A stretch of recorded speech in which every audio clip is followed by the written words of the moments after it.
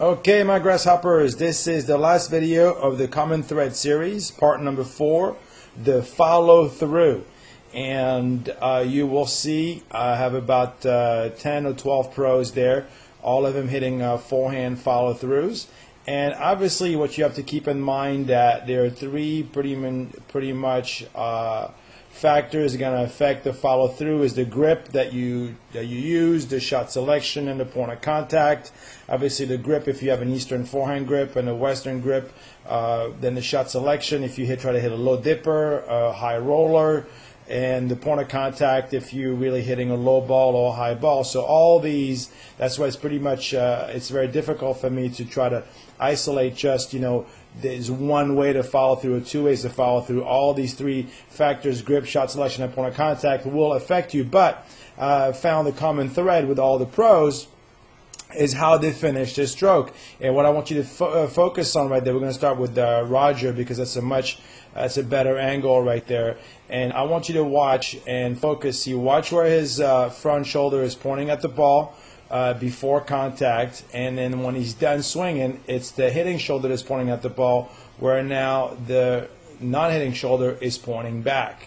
So you pretty much, it's the body uncoiled through the shot. So keeping that in mind, I'm going to run quickly and show you same thing with Novak right there. You can see the front shoulder pretty much pointing at the ball right there, and then when he's done, that is the hitting shoulder that is pointing forward, and the other shoulder is pointing backwards. So pretty much what you want to focus on is really uncoiling, coming around, not just hitting with your arm, and especially keeping your left hand. That's another common thread, where the left hand, most of these guys are righty except for Nadal. I'll get to him in a little bit, but it's where your non-hitting shoulder, non-hitting hand ends up. Let's go with an Albanian here, and we'll put Safin next to him.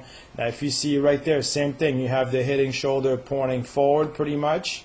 The non-hitting hand pointing forward, and when he's done, you have the hitting shoulder pointing forward and the non-hitting shoulder pointing backwards. And that repeats throughout everybody, even though this is Safin, just kind of warming up right there, but same thing. You see the upper body turn and the hitting shoulder pointing forward, and what I want you to keep focusing on right there is that left hand is. I know a lot of people teach to catch the racket. You can, it helps, but you don't have to.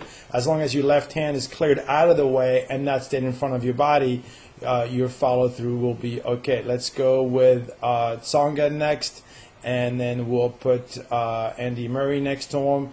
And both of them here are just warming up. And sometimes I like to videotape pros and they're warming up. That's why they're not under duress, and that's why they're coming up pretty much with the most natural, their natural swing. And when you see them get done right there in a nice smooth motion, look at this. You have the front shoulder pointing forward again, as well as the non-hitting shoulder pretty much coming back right here. So it's been a complete upper body turn. So if you really focus on just uncoiling, then the racket will take care of itself. And then right here you can see where the left hand is right here. He's kind of caught the ball caught the racket, the throw of the racket, or the left hand is back right here.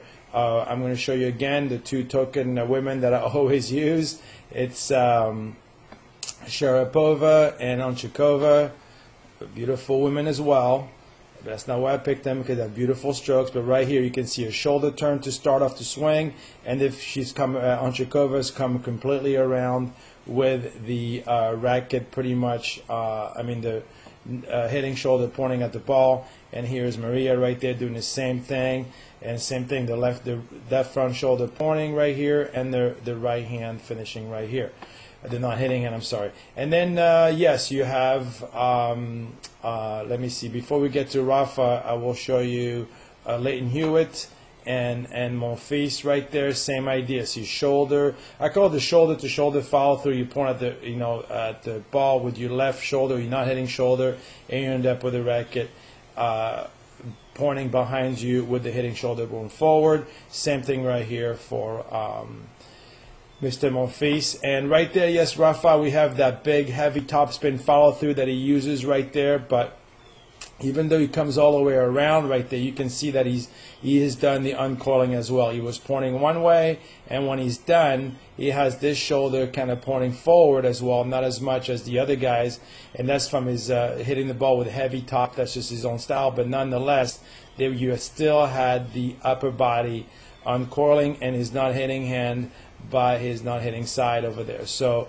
that's the common thread that you want to, regardless of the type of follow through, either a la Nadal straight up or you know, a la Roger, right there you end up kind of coming around all the way through and kind of having your hitting shoulder pointing at the ball right there. So anyway, that completes the common thread series. What I mean by that is all the pros do certain things that you should try to incorporate into your game, from the first move to the point of contact to the slot to everything else I talked about. So hopefully you enjoyed the series, and next I will tackle the backhand.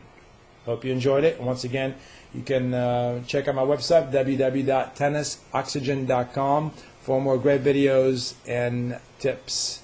Thank you. Hope you enjoyed it.